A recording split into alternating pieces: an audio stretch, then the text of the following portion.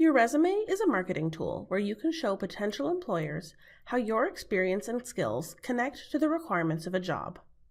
In this video, we will cover how to create a resume using a skills-based format.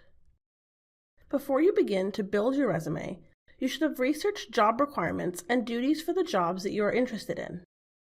This will help you make the connection between the requirements of the job and your skills and experience.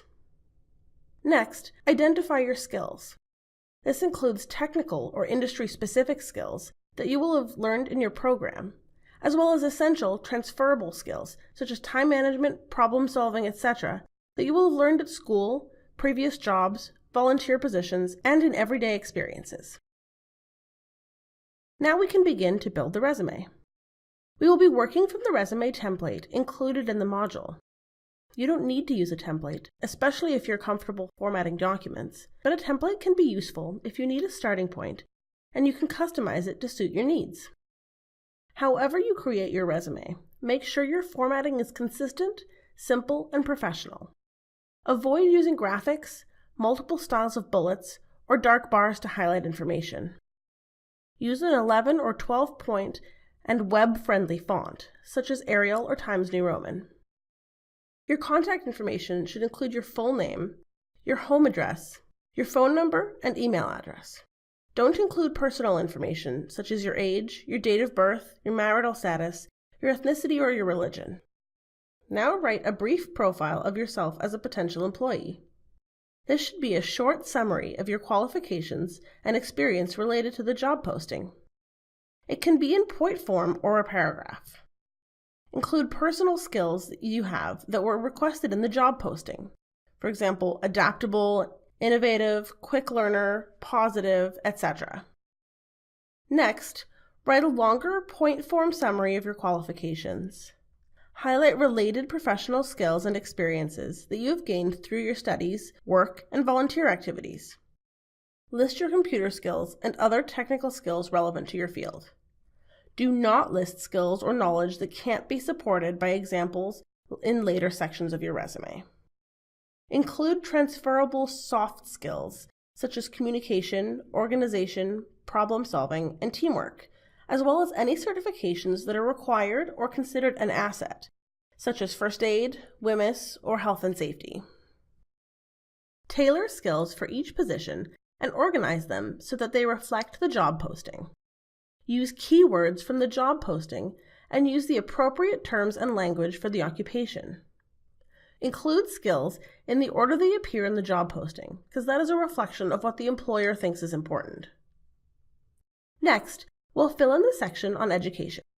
This is where you include information about any programs that you have done or are completing. Write a separate entry for each program. Write the full name of the diplomas, degrees, or certificates, and the school where you earned it, including the city and province where the school is located. If the school is outside Canada, include the country.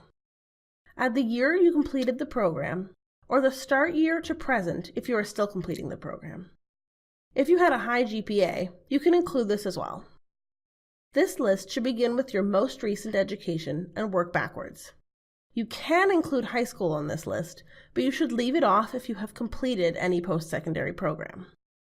Next, we'll look at related experience, which is where you can include details about your jobs, volunteer positions, work placements, or academic projects that are related to the job you are applying for. Write your job title or the name of the academic project, lab, or work placement. For jobs, add the name of the company or organization you worked for.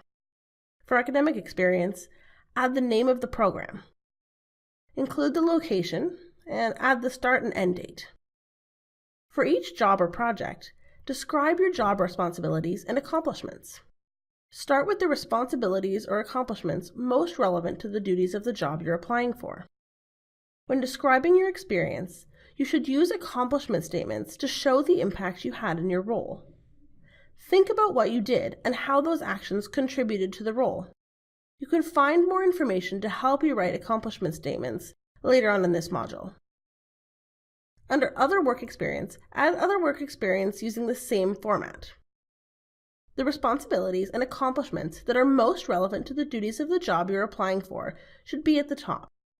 You should leave out experience that is out of date or irrelevant. So your junior high school babysitting job can probably be left out. Likewise, volunteer experience should follow the same format if you have any experience that you want to include. Even though it is a volunteer position, make sure you are including accomplishment statements and emphasizing any responsibilities that are relevant to the job you're applying for. There are other possible sections that you may want to include in your resume, depending on your experience and the type of job you're applying for. This can include categories such as certifications, professional development or training, awards you received, memberships, and maybe even activities you participate in. Don't include certifications or training that isn't relevant to the job. For example, you do not need to include SmartServe if you're applying to a position in accounting. If you're using this template, you can delete any sections that you don't want to include. Don't include your references on your resume unless specifically requested in a job posting. Keep your list of references on a separate page and bring it to the interview. A 2-page resume is the standard once you are a post-secondary student, graduate, or experienced worker. Once you have filled in your resume, look it over to see if you need to make any changes. Use white space between sections and headings to ensure that your resume is clear and easy to read. Make sure your bullet points are all aligned. Dates should be aligned and in a consistent format. So don't write out the full name of the month in one place and use numbers in another place. Proofread your resume and don't rely solely on spell check. Congratulations! You now know how to create a resume using the skills-based or combination format. For additional help with your resume, you can visit the Employment Support Center. Thanks for watching!